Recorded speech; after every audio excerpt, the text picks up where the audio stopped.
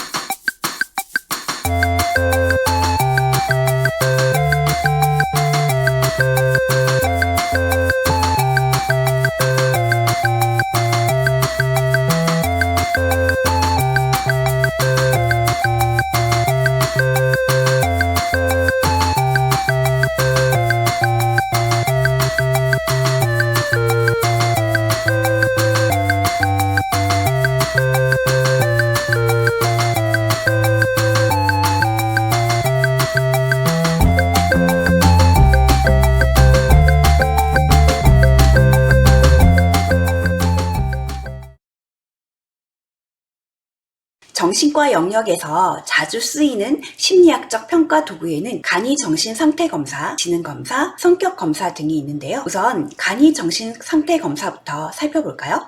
미니 멘탈 스테이트 이그제미네이션으로서 인지적 정신 상태에 대해서 간단한 질문에 대답하게 함으로써 점수를 매기는데요. 정신 기능 중에 인지적인 측면에만 초점을 두고 평가를 할 수 있습니다. 주로 치매인지 아닌지 이 평가를 통해 테스트를 하고 치매가 의심이 되면 정밀 검사를 합니다. 질문지의 내용은 진압력, 기억, 주의 집중 및 계산, 언어, 이해 및 판단 등으로 구성되어 있고 총점 30점에 24점 이상은 정상, 18점에서 23점은 경도 인지 기능 장애, 17점 이하는 중증 인지 기능 장애로 판단할 수 있습니다. MMES는 국제적으로 통용되는 평가 도구이며 우리나라에서는 한국판으로 개정된 MMES-K를 사용합니다. 다음은 지능검사입니다. 대표적으로 한국 웩슬러 지능검사를 쓰고 있어요. 우선 지능이란 무엇인지, 어떻게 평가하는 것인지 간단하게 알아볼까요? 여러분, 평소에 어떤 경우에 우와 머리 좋다 라고 감탄을 하게 되나요? 문제 상황에 봉착했을 때 다른 사람들보다 빠르게 효율적인 방법으로 그 문제를 해결하는 사람을 보면 감탄하게 되죠. 논리적으로 설명하고 어렵고 복잡한 내용을 빨리 이해하는 능력이 있는 경우에도 머리가 좋다, 지적이다 이렇게 표현하는데요. 지능이란 일반적인 경험으로부터 학습하고 문제를 해결하며 지식을 사용하여 새로운 상황에 적응하는 능력으로 구성된 심리적 자질을 뜻합니다. 그렇다면 지능은 타고나는 것일까요? 학습되어지는 것일까요? 학자들은 지능의 개념이 단일한 특성이 아니라 인간이 가진 여러 가지 능력의 총합이라고 보았는데요. 선천적으로 타고나는 부분도 있지만 학습과 환경 적응의 노력에 대한 반응으로 나타나는 부분도 있으므로 선천적이다, 후천적이다 단언할 수는 없습니다. 따라서 지능을 평가하는 도구가 절대적인 것이라기보다는 평균 인구 집단의 지능에 비해 대상자가 어느 정도의 위치에 있나를 살펴봄으로써 대상자의 적응 능력을 파악하는 정도로 활용하는 것이 좋겠죠. 현대에 들어서 최초로 지능 검사를 시작한 것은 20세기 초반 프랑스인데요. 당시 프랑스 정부가 모든 아동이 학교에 진학해야 된다라는 법을 통과시켰고 교육부 장관은 1904년 알프레드 비네에게 특수교육이 필요한 아동을 확인할 수 있는 검사를 만들도록 하였는데요. 여기에서 비네는 정신연령을 측정하였습니다. 현대적인 의미에서 지능지수, 즉 IQ는 윌리엄 스턴이라는 학자가 고안하였는데요. 한 개인의 정신연령을 생활연령으로 나누고 100을 곱하면 지능지수가 나옵니다. 정신연령과 생활연령이 동일하면 IQ는 100이 되겠죠. 정신연령이 생활연령보다 높을수록 지능지수가 높아집니다. 예를 들어 정신연령이 12, 생활연령이 10인 아동의 지능지수는 몇일까요? 12 나누기 10 곱하기 100 하면 120이 나옵니다. 비네 검사는 언어 능력을 중요시 여겼는데요. 언어 기술을 과도하게 강조하면 어떤 문제점이 있나요? 언어 능력이 곧 지능이 되므로 실제로 지능은 좋으나 언어 능력이 부족한 사람에게는 정확한 결과가 나오기 어렵습니다. 이러한 문제점을 보완하기 위해 웩슬러는 언어성 검사에 동작성 검사를 추가하여 개선하였는데 오늘날 가장 광범위하게 사용되는 지능 검사입니다. 웩슬러 검사는 전반적인 지능 점수를 제공하는 적용할 뿐만 아니라 언어 능력, 주의 집중력, 문제 해결 능력, 학습 능력을 객관적으로 평가할 수 있는 장점이 있습니다. 또한 자폐장애, 의사소통장애, 주의력 결핍 과잉 행동장애, 학습장애, 뇌기능장애, 정서장애, 조현병 등 임상에서 정신병리를 평가하고 개인의 성격적인 측면과 내적인 갈등을 이해할 수 있습니다. 다음은 성격검사인데요.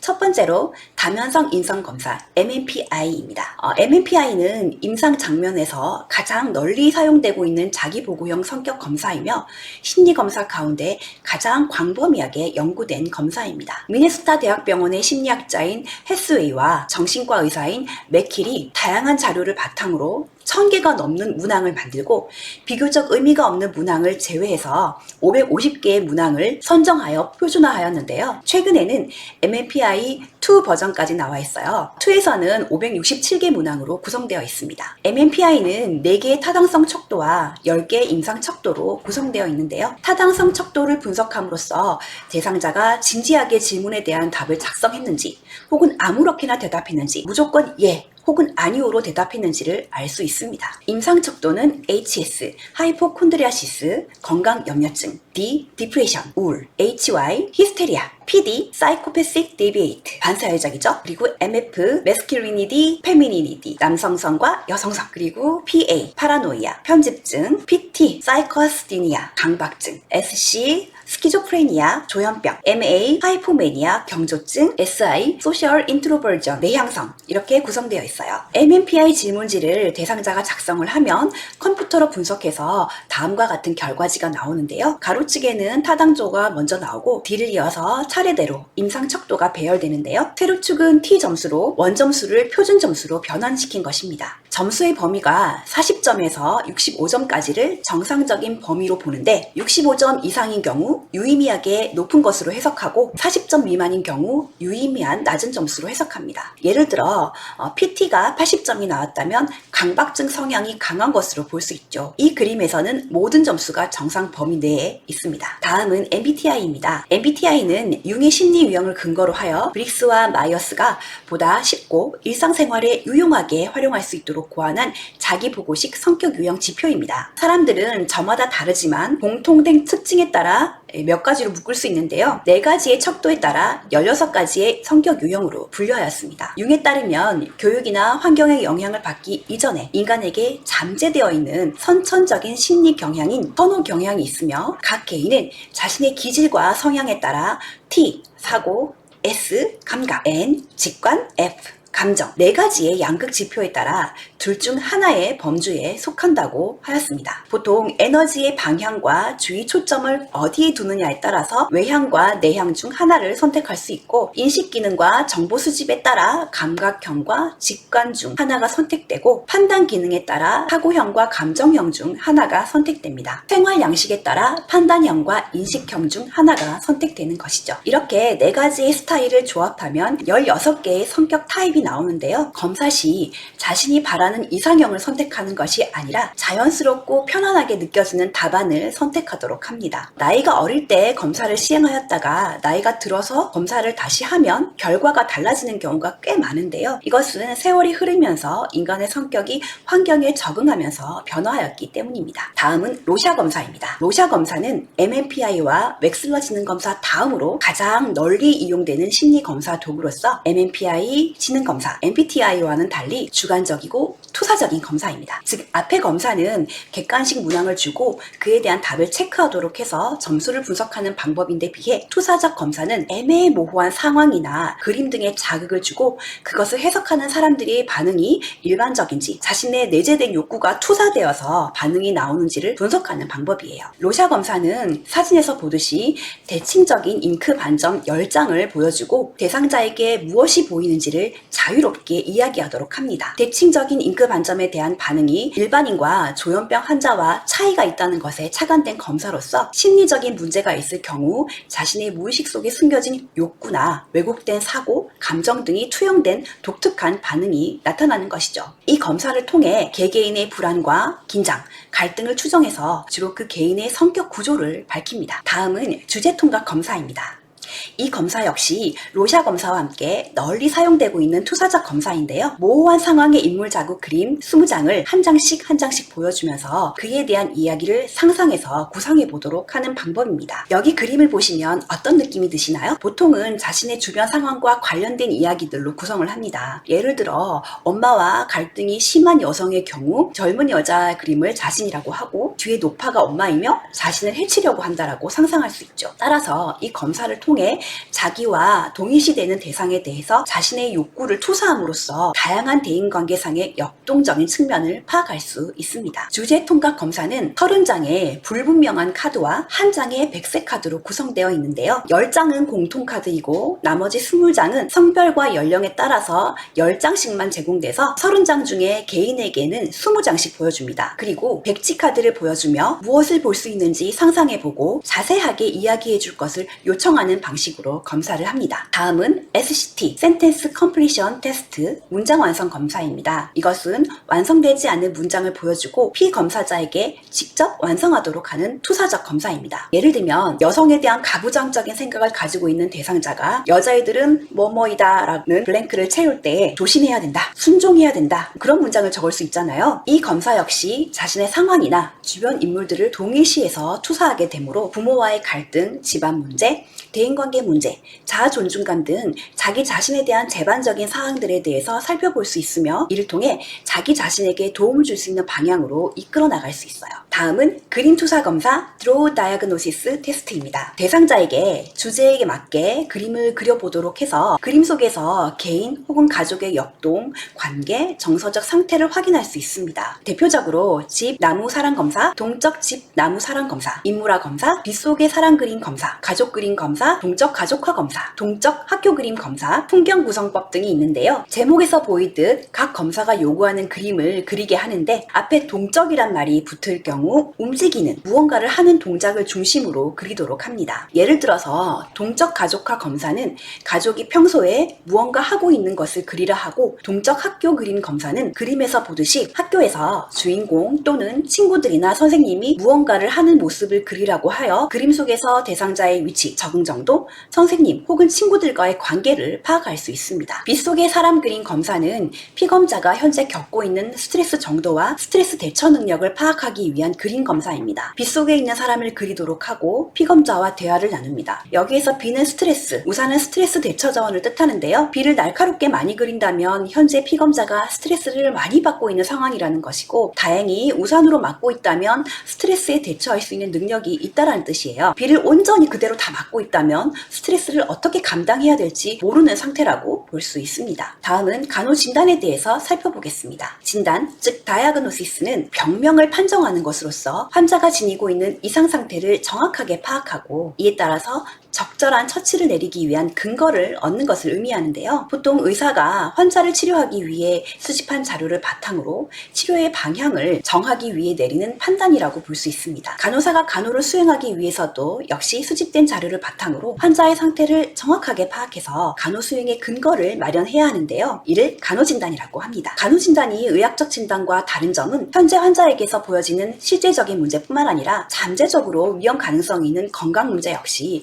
간호진단을 내릴 수 있는데요. 이는 증상을 중심으로 진단을 내리는 것이 아니라 증상에 대한 개인과 가족 및 지역사회 반응에 대한 임상적인 판단이라는 것입니다. 간호진단은 간호사정으로 수집된 의미 있는 자료를 추론을 통해서 대상자의 문제에 대해서 내려진 진술이며 실무를 평가하기 위한 근거를 제공합니다. 즉 간호진단은 간호사정 단계에서 수집한 자료에 대해 평가 및 해석과 의미를 부여하는 것입니다. 그러면 간호진단을 적용했을 때 어떤 장점이 있을까요? 우선 간호사들에게 공통적인 언어를 제공할 수 있습니다. 간호진단은 개인이 내리는 판단이 아니라 간호진단 체계를 따라 약속된 양식을 따르므로 누가 어디에서 보아도 어떤 내용인지를 한눈에 파악할 수 있기 때문에 부가적인 설명 없이 통용되죠. 또한 간호진단을 통해 적절한 목표 규명을 제공하며 간호행위에 대한 표준을 창출합니다. 간호의 질 향상을 위한 기초를 제공하는데요. 간호진단에 따라 간호를 수행하고 평가를 통해 효과가 크지 않았다라고 판단이 되면 다시 간호진단으로 돌아가서 대상자의 문제를 다시 파악해 봄으로써 통해서 간호의 질을 향상시킬 수 있습니다. 또한 공통된 양식에 따라 일관된 간호 과정을 따르므로 대상자가 이동하는 경우에도 간호의 연속성을 용이하게 할 수 있습니다. 간호 과정의 체계를 따라 과학적인 근거에 따른 간호 활동을 함으로써 간호의 독자적인 영역을 정의하고 서술함으로써 전문적인 책임과 자유를 증진시킬 수 있습니다. 간호진단이라는 용어는 1970년대 미국 간호계에서 등장하기 시작했는데요. 1973년 미국 간호협회 간호실무표준에 간호진단이 합법화되면서 본격적으로 사용되기 시작했습니다. 1973년 간호진단에 관한 범국가적 차원의 학술 모임 National Conference on the Classification of Nursing Diagnosis NCCND가 조직되면서 정식으로 간호진단을 명명하고 수정 작업을 하였습니다. NCCND는 1982년 난다 North American Nursing Diagnosis Association으로 개칭되어서 오늘날까지 이어져 오고 있으며 2년마다 진단 개정 작업을 하고 있습니다. 1984년에 분류 1을 먼저 개발하였고 2003년 분류 2를 발표하였으며 2018년에서 20년 새로운 난다 간호진단 1이 개발되었습니다. 현재 13개 영역과 46개의 과 172개의 간호진단으로 구성되어 있습니다. 난다의 목록은 분야의 특수성을 고려하지 않고 간호진단에 대한 기본적인 분류 체계를 발달시키는 데 초점을 두고 있어서 정신과 영역에서 사용하기에는 다소 불안전하고 추상적인 측면이 있어요. 따라서 대상자의 사회 문화와 상황에 맞는 독특한 진단의 개발이 계속되어야 합니다. 간호진단은 의학적 진단과는 달리 대상자의 반응에 따른 문제를 파악해서 중재하기 위한 진단이므로 현재 대상자의 의학 진단 하에 보여지는 다양한 반응들이 모두 간호진단이 될 수 있습니다. 그러나 한꺼번에 간호중재를 적용하는 것이 아니라 대상자에게 가장 급하고 필요한 것부터 우선순위를 정해서 제공되어야 하는데요. 우선순위를 정할 때에는 매슬로우의 인간 욕구 계층 이론을 이용하면 도움이 됩니다. 아무래도 생명 유지와 관련된 욕구가 가장 급하고 우선 적용되어야 할 문제가 되겠죠. 우선순위를 결정할 때 지침을 살펴볼까요? 매슬로우의 욕구 이론에 따라 생명에 위협을 주는 즉각적이거나 실제적인 문제가 잠재적이거나 예상 가능한 문제보다 선행됩니다. 그리고 시간적, 인적, 물적 자원이 신중하게 검토되어야 하며 대상자는 문제와 우선순위를 결정하는데 참여할 수 있습니다. 과학적인 원리와 우선순위를 결정하는데 합리적인 근거를 제공할 수 있어야 합니다. 다음은 간호진단을 진술하는 방법에 대해서 살펴보겠습니다. 간호사정을 통해 수집된 자료들을 분석해서 매슬로우의 욕구 이론에 따라 우선순위를 정해서 난다의 간호진단을 선택할 수 있는데요. 단순히 간호진단만 작성하는 것이 아니라 이 간호진단이 어떻게 작성된 것인지 한눈에 알아볼 수 있도록 작성되어야 하는데요. 보통 진단에 대한 정의, 행동 특성, 관련 요인의 세 부분으로 구성되어 있습니다. 보통 고든의 PES 체계를 활용하는데요. P는 프로블럼으로 문제 또는 대상자의 건강 상태를 의미하고 E는 에티올로지로서 원인 또는 관련 요인을 의미하며 S는 sign and symptom으로 징후와 증상 또는 행동 특성을 의미하는데 이 순서 그대로 작성해 줍니다. 그러나 간호학생이나 초보자들이 보다 정확한 진단을 내리는 데는 도움이 되지만 간호진단이 너무 길어지는 단점이 있어서 임상에서는 일반적으로 건강 문제와 관련 요인 이 두 부분으로 진술합니다. 일반적인 간호진단의 양식은 뭐뭐와 관련된 간호진단으로 작성을 하는데요. 예를 들어 다른 사람이 나를 해치려고 한다라는 망상에 빠져서 다른 사람들과 어울리지 않는 경우 대상자에게서 문제가 되는 것은 사회적 고립이 되는데 이 사회적 고립의 원인이 피해 망상인 것이죠. 이때 관련 요인이 피해 망상이므로 피해 망상과 관련된 이라고 적어주고 이어서 간호진단의 사회적 고립을 적어주면 됩니다. 그런데 보통 간호진단의 의학적 진단명을 그대로 적어주는 것은 피하고요. 간호 문제를 명확하게 규명할 수 있는 언어로 바꾸어 주어야 하는데요. 그래서 피해 망상 또는 망상이라는 단어를 정신상태 변화 등으로 바꾸어서 작성해 줍니다. 이렇게 하면 최종적으로 정신상태 변화와 관련된 사회적 고립 이렇게 작성할 수 있습니다. 관련 요인은 심리적, 생리적, 관계, 환경, 상황, 발달 및 사회문화적인 것으로서 환자에 따라 더 구체적인 정보를 찾아야 합니다. 예를 들어 특정한 대상자의 불안의 근원을 고려하기 위해 생물학적, 심리학적, 사회적 측면의 위협을 모두 반영해서 작성하게 되는데요. 예를 들면 생물학적으로 최근에 어떤 질병을 앓고 있었는지, 심리적으로 직업이나 지위의 상실이 있었는지, 이혼이나 이별 등으로 인한 사회 요인이 있었는지 명확하게 서술해야 합니다. 실제적인 문제는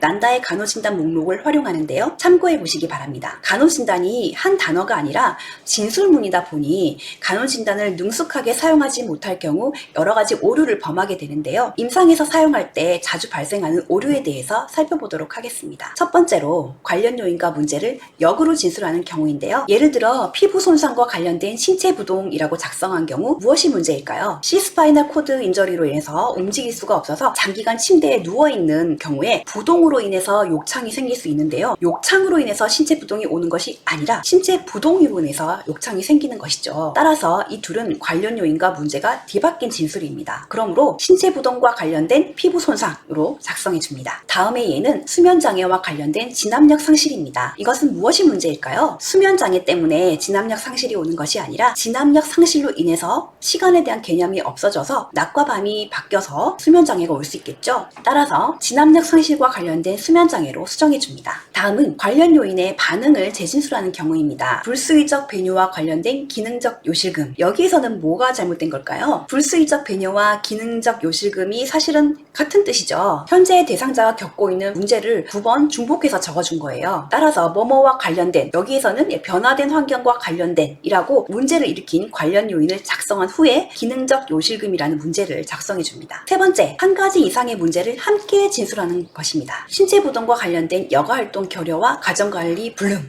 여가활동 결여와 가정관리 불능은 같은 문제처럼 보이지만 사실은 다른 문제입니다. 하나의 간호진단에는 하나의 문제만 작성을 하는 거예요. 간호진단이 대상자 한 명에서 여러 개가 나오는 이유는 대상자의 문제를 하나하나 떼서 차례대로 해결해주기 위한 것입니다. 따라서 이 경우 간호진단이 두 가지가 나올 수 있으므로 따로 분리해서 작성합니다. 이 문장에서 보면 관련 요인이 신체 부동 하나이고 그에 따라 파생되는 문제가 두 가지이므로 관련 요인은 똑같이 신체 부동이라고 작성을 해주고 문제를 분리합니다. 즉 신체 부동과 관련된 여가활동 결여 그리고 신체 부동과 관련된 가정관리 불능 이렇게 따로 작성해주는 것이죠. 이때 간호진단이 두 개이기 때문에 각 진단에 따른 간호과정도 독립적으로 진행되어야 되겠죠. 네 번째, 진술에 간호사의 가치 판단을 포함하는 경우입니다. 성장 발달의 부진과 관련된 역할 수행의 장애인 경우 무엇이 문제일까요? 부진이라는 단어는 무언가 뒤처져 있다, 부족하다라는 부정적인 의미를 함축하고 있으므로 부진이라는 단어보다는 최대한 중립적인 단어를 사용합니다. 예를 들어서 부진 대신 지연이라는 단어로 대체할 수 있는데요. 지연은 뒤처져 있다는 의미보다는 늦어진다라는 의미이기 때문에 현재 늦어졌지만 앞으로 만회할 수도 있다라는 의미가 돼요. 따라서 성장 발달 지연과 관련된 역할 수행의 장애로 작성을 합니다. 해결하지 못한 슬픔과 관련된 사회적 고립. 여기에서는 무엇이 문제일까요? 못한다라는 의미는 능력 부족의 부정적인 의미이기 때문에 안은으로 대처해서 해결되지 않은 슬픔과 관련된 사회적 고립으로 작성해 줍니다. 다섯 번째, 한 문제에 하나 이상의 관련 요인이 있을 때는 관련 요인을 각기 분리해서 진술합니다. 예를 들어서 지식 부족, 재정적 자원의 결핍 및 영적 고통과 관련된 건강유지 불능의 경우 관련 요인이 지식 부족, 재정적 자원 결핍, 영적 고통으로 세 가지이기 때문에 다 따로 분리해서 세 가지의 간호진단으로 만들어줍니다. 즉 지식 부족과 관련된 건강유지 불능, 재정적 자원의 결핍과 관련된 건강유지 불능, 영적 고통과 관련된 건강유지 불능입니다. 여섯 번째, 관련 요인을 찾기가 어려울 때는 어떻게 해야 될까요? 예를 들어서 동통의 원인이 불분명할 경우 관련 요인을 적지 않는 게 아니라 불분명한 원인과 관련된 동통이라고 적고 동통 관련된 요인을 계속 찾아야 돼요. 일곱 번째, 법에 저촉되는 방식으로 진술한 경우입니다. 예를 들면 투약 오류와 관련된 체액 과잉, 침상 난간의 부재와 관련된 손상의 잠재성, 남편의 잦은 구타와 관련된 공포 등인데요. 이와 같은 진술은 법적 다툼이 일어났을 때 문제의 소지가 있기 때문에 진술하지 않습니다.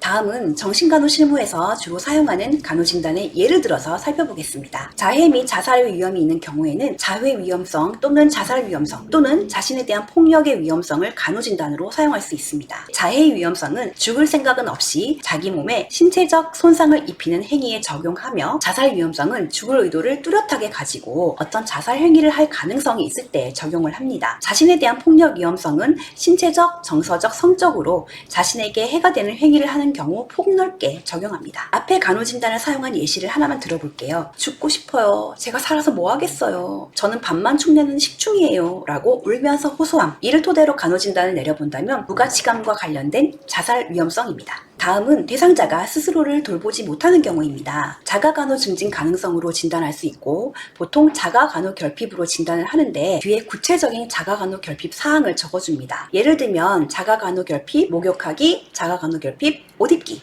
자가간호결핍 식사하기, 자가간호결핍 화장실 사용하기 등으로 작성을 하며 자기 방임을 작성할 수도 있습니다. 자가간호란 가장 기본적인 일상생활 활동을 스스로 수행하는 것으로서 특히 위생과 관련된 내용이 주를 이루는데요. 자기 방임은 간호 대상자가 전반적으로 적절한 개인 위생이나 환경 위생을 유지하지 못할 때 사용하는 간호 진단명이며 자가간호 증진 가능성은 자가간호를 잘 못하던 간호 대상자가 자가간호를 잘 하려고 노력하고 있는 상태를 의미합니다. 앞에 간호 진단을 사용한 예시를 들어보겠습니다. 오늘 집에 가서 목욕할래? 지금 귀찮아. 3일째 목욕하지 않아서 헝클어진 머리가 지저분함. 세수와 양치질을 권유해도 잘하지 않아 입냄새가 심하고 속옷도 갈아입지 않음입니다. 이때 간호 진단은 병식 결여와 관련된 자아방 혹은 위생에 대한 관심 부족과 관련된 자가간호 결핍이 됩니다. 영양에 문제가 있을 경우에는 영양 부족, 영양 과다 위험성, 영양 증진 가능성을 간호 진단으로 사용할 수 있습니다. 주관적 객관적 자료로는 하느님이 밥에 독이 들었다고 먹지 말래요. 내가 지구를 구할까봐 죽이려고 하는 거 다 알아요. 식사를 거부하며 입원 전 약 5일 동안 물만 소량 마시며 금식했다 함. 이 경우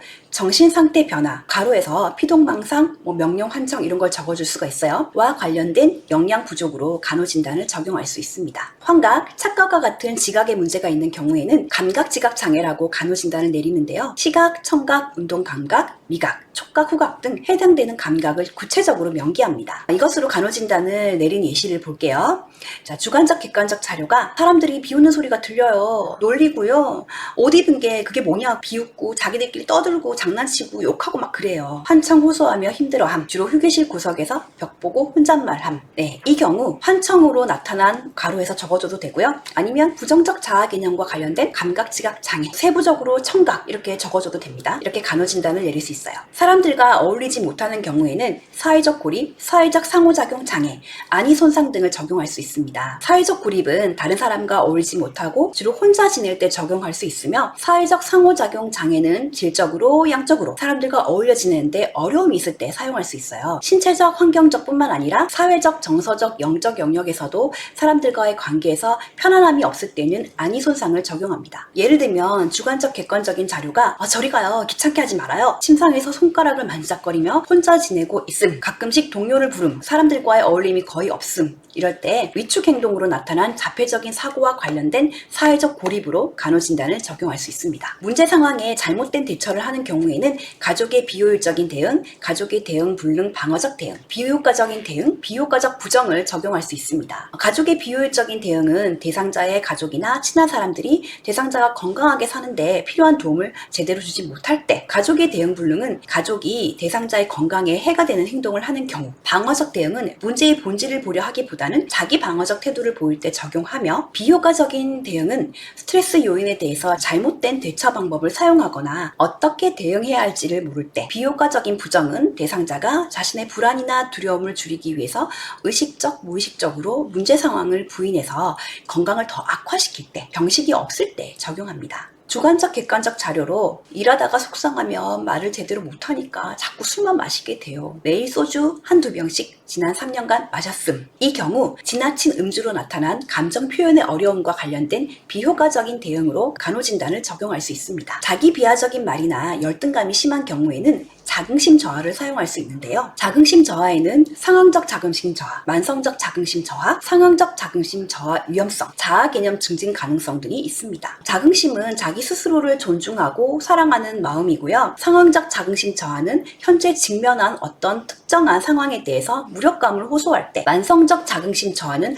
오랜 기간 동안 자신의 능력이나 자기 자신에 대해서 부정적으로 평가하고 안 좋게 느끼는 대상자에게 적용할 수 있어요. 상황적 자긍심 저하 위험성은 현재의 상황에서 자기 가치감이 훼손될 가능성이 있을 때 사용합니다. 자아 개념 증진 가능성은 자긍심이 낮았던 환자가 자기 자신에 대해서 전반적으로 만족감을 표현할 때 적용합니다. 주관적 객관적 자료에서 바보야, 멍청아, 네가 할 수 있는 게 뭐야? 대입 실패 후 비난하는 내용의 환청을 호소하며 울고 있음. 대입 실패 후 사람들을 피하고 방에서 혼자 지냈음. 이 경우에 간호 진단은 대입 실패로 나타난 비난하는 환청과 관련된 상황적 자긍심 저하 이렇게 적용할 수 있어요. 신체상에 문제가 있는 경우에는 신체상 장애를 간호진단으로 적용하는데요. 신체상이란 자신의 신체 외모를 자신이 어떻게 생각하는지에 관한 지극히 주관적인 부분입니다. 신체상 장애란 신체 변형 장애, 신경성 식욕부진, 신체적 질병으로 인해서 신체의 변화를 겪으면서 자신의 신체에 대해서 부정적인 이미지를 갖게 된 경우를 뜻하죠. 주관적 객관적 자료를 보시면 너무 뚱뚱해서 제 자신이 싫어요. 입맛이 없어서 밥도 먹기 싫어요. BMI 12.19,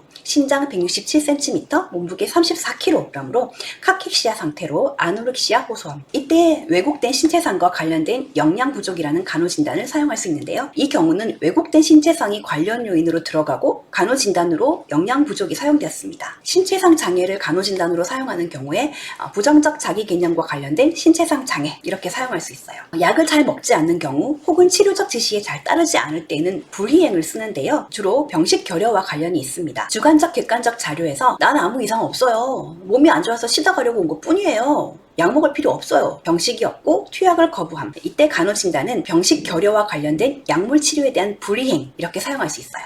잠을 잘 자지 못하는 경우에는 불면, 수면장애 혹은 수면박탈, 수면 증진 가능성 등으로 간호진단을 내릴 수 있는데요. 수면 양상의 변화는 식욕 변화와 함께 우울증 정도를 판별하는 주요 지표 중 하나입니다. 간호진단 적용 예시를 살펴보겠습니다. 주관적, 객관적 자료로서 잠들기 어려워요. 불안해서 심장이 쿵쾅 뛰고 밤에 자주 깨요. 자정까지 잠 못 들고 누워있다가 새벽 3시에 일어나 복도 걸으며 불안 호소함. 이때 간호진단은 중증 불안과 관련된 수면장애로 내릴 수 있습니다. 정신과 약물 부작용이 있는 경우에는 신체 증상과 관련된 간호진단을 적용할 수 있는데요. 주관적 객관적 자료로 갈증도 나고 입이 다 말랐어요. 물컵을 들고 다니며 물을 자주 마시고 혀가 갈라지고 입술이 메말라 있음. 이때 간호진단으로 약물의 항콜린성 부작용과 관련된 구강점막 손상을 적용할 수 있습니다. 간호진단과 의학적 진단의 차이점은 앞에서도 설명을 했는데요. 정리해볼게요. 간호진단은 건강관리 문제를 밝히고 독자적 간호 영역 내에서 처치하기 위해 작성하는 것으로 간호계획을 발전시켜서 건강 문제에 잘 적응하도록 돕는 것이 목적이 됩니다. 반면 의학적 진단은 질병이나 병리적 과정을 밝히고 치료하기 위해서 작성되는 것으로 그 목적은 치료를 처방하고 대상자를 치유되게 하는 것입니다. 목적의 차이가 있죠. 따라서 간호진단은 대상자의 상태 변화에 따라 변하는 반면 의학적 진단은 질병이 존재하는 한 변하지 않습니다. 의학적 진단 DSM-5와 간호의 관계를 살펴볼게요. 의학과 간호의 관계는 환자에 대한 정보와 의견을 공유하고 분석하며 적절한 계획을 세우는 것으로서 중재는 간호사정뿐 아니라 의학적 평가에 기반을 두고 완전하고 조정된 치료 계획을 확인해야 합니다. 따라서 DSM-5의 용어를 이용하고 이에 대한 지식으로부터 간호진단을 도출합니다. 하지만 의학진단과 간호진단은 목적이 다르기 때문에 간호진단을 사용하는데 DSM-5의 진단만을 단독으로 사용해서는 안 됩니다. 다음의 표는 의학적 진단에 따라 나올 수 있는 여러 가지 간호진단을 정리해보았습니다. 조현병이라는 의학적 진단 하나에 간호진단은 대상자의 상태나 반응에 따라 여러 가지가 나올 수 있겠죠. 네, 이번 시간에는 간호사정 중 심리검사와 간호진단에 대해서 살펴보았습니다. 퀴즈로 확인해볼까요? 1번, 다음 중 투사적 검사가 아닌 것은? 정답은 3번입니다. 심리검사에서는 객관식 답을 작성해서 평균 점수를 내는 객관적 검사와 모호한 상황을 제시하고 대상자에 따라서 자신의 상황을 동일시해서 투사하는 주관적인 반응을 근거로 평가하는 투사적 검사가 있습니다. 로샤 검사, 주제통합 검사, 동적 가족화 검사, 문장 완성 검사는 모두 투사 검사인데 MMPI는 567문항의 객관식 답을 작성해서 분석하는 객관적 검사입니다. 따라서 정답은 3번이죠. 2번, 간호진단의 장점이 아닌 것은? 이거는 뭐가 문제냐면 간호진단이 간호과정의 과학적인 근거가 되기는 하지만 독자적인 행위라기보다는 공통의 언어를 제공함으로써 간호자가 바뀌어도 대상자가 이동하더라도 누구나 이해할 수 있으므로 끊기지 않고 계속적으로 간호과정을 이어나갈 수 있습니다. 3번, 다음에서 알맞은 간호진단은 박스 안의 예시는 대상자가 명령하는 환청을 호소하면서 중얼거리는 건데요. 환청 등 환각은 감각지각 장애를 간호진단으로 적용할 수 있어요. 보기 1번은 감각지각 장애와 관련된 자해 위험인데 대상자가 뛰어내리라는 환청이 있어서 중얼거린다라고 했기 때문에 감각지각 장애로 인한 자해 위험성이 정답이 됩니다. 다른 보기도 확인해 볼까요? 보기 2번은 자해 위험과 관련된 환청인데 관련 원인과 문제가 바뀌었죠. 자해 위험 때문에 환청이 오는 것이 아니라 환청 때문에 자해의 위험성이 있는 것이죠. 보기 3번은 환청과 관련된 자존감 저하인데요. 이 예시에서는 자존감 자존감 저하와 관련된 내용은 없어요. 보기 4번 역시 자기간혹결핍에 대한 내용이 없습니다. 보기 5번에도 부정적 자기개념의 증거가 보기에서는 보이지 않아요. 조현병이라는 질환의 경우 자존감 저하, 자기간혹결핍, 부정적인 자기개념 모두 있을 수 있는데요. 간호진단을 적용할 때는 내가 수집한 자료에 근거해서 해당되는 내용을 가지고 적용을 해야 됩니다. 따라서 정답은 1번입니다. 네, 이번 시간에는 간호진단까지 살펴봤는데요. 다음 시간에 간호계획, 수행, 기록, 평가 등 나머지 간호과정을 다루도록 하겠습니다. 수고 많으셨습니다. 안녕!